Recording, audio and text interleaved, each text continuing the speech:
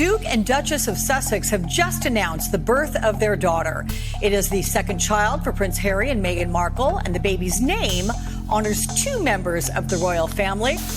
They are a couple of contradictions. That's Meghan and Harry. They want to be distanced from the royal family, but yet they choose to do this.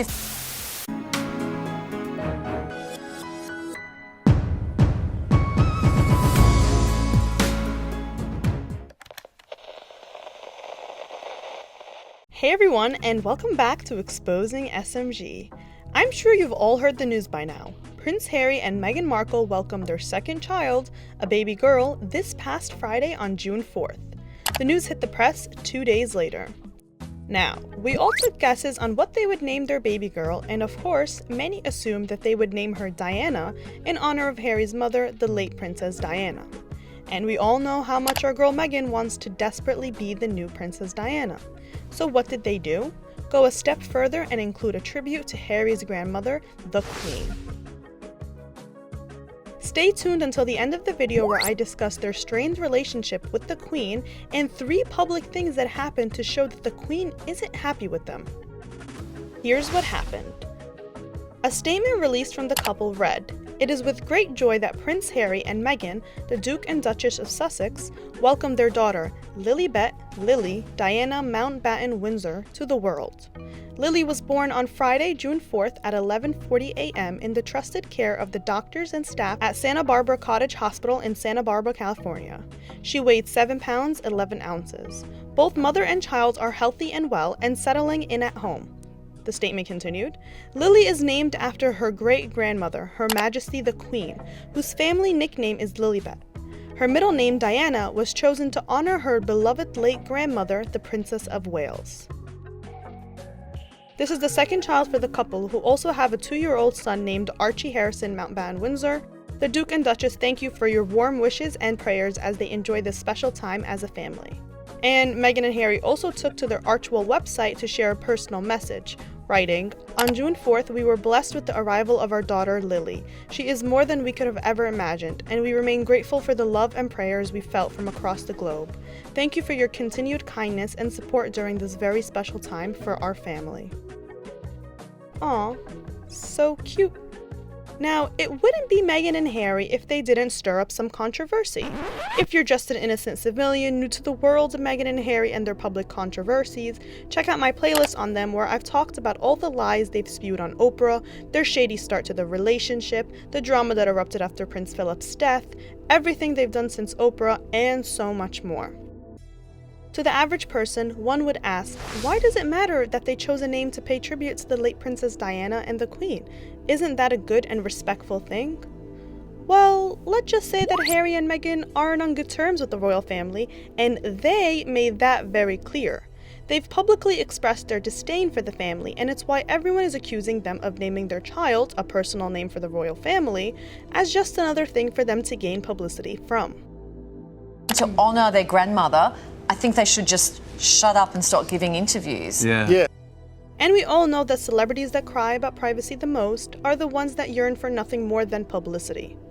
Many fans felt as Meghan and Harry were disrespectful towards the Queen, and yet they went on to name their daughter after her.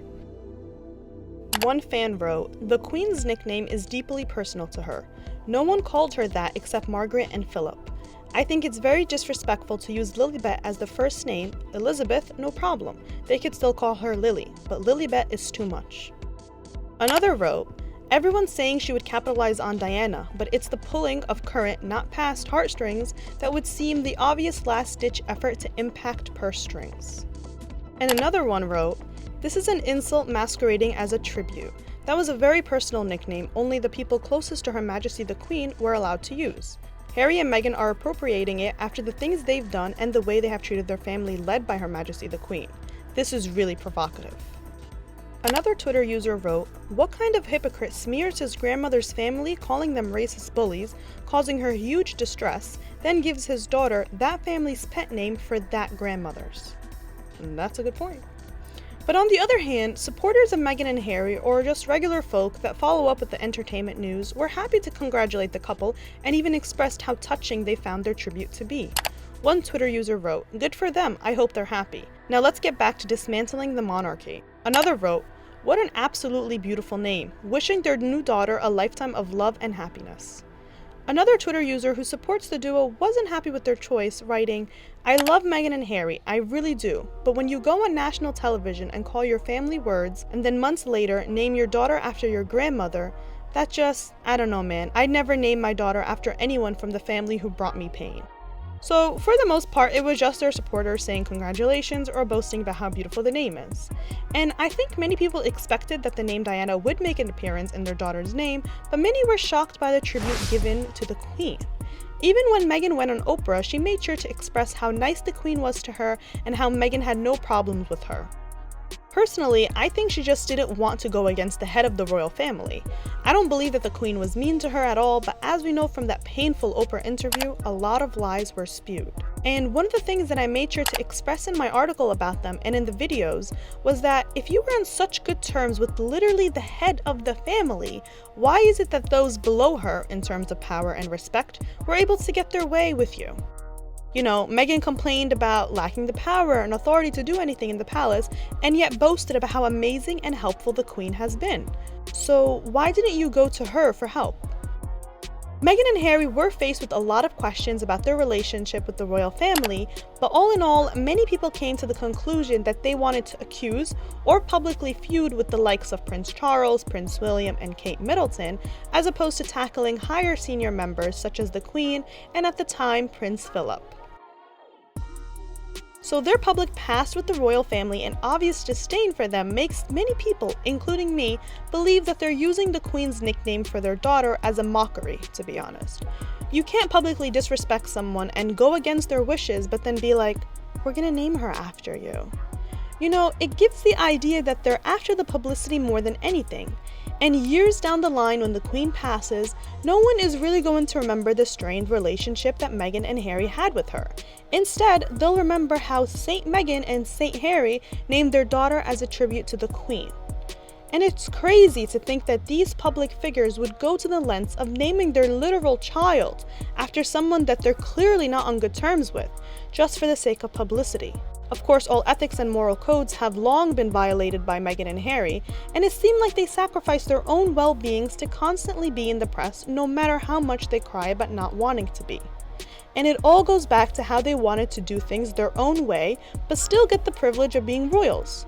For example, keeping the Duke and Duchess title and using it for commercial purposes and in the press despite not doing what the Duke and Duchess of Sussex should be doing.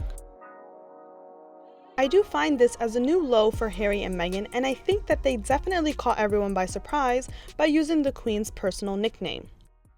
Many royal watchers were even quick to point out how the Queen was actually passive when addressing the two in official statements ever since their public departure from the royal family. Their strained relationship with the Queen. It's foolish to think that with Meghan and Harry causing all the ruckus that they did in the past year and a half, that the Queen is happy with them or even happy that they're using her personal nickname.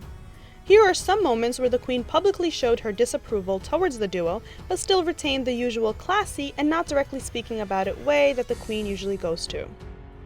Number 1. Revoking their trademark applications to use Sussex Royal. Initially, Meghan and Harry had been using the brand Sussex Royal and implementing it on everything from trademark filings for various goods and services, social media, their charitable foundation, and their website. It's obvious that they wanted to create a brand where they could sell various goods and services. However, that was quickly shut down by the Queen herself.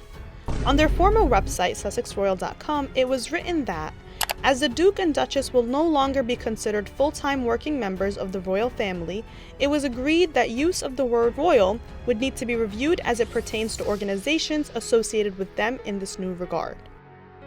However, there is more to this. It was also written that, given the specific UK government rules surrounding the use of the word royal, it has been therefore agreed that their non-profit organization will not utilize the name Sussex Royal or any other iteration of royal.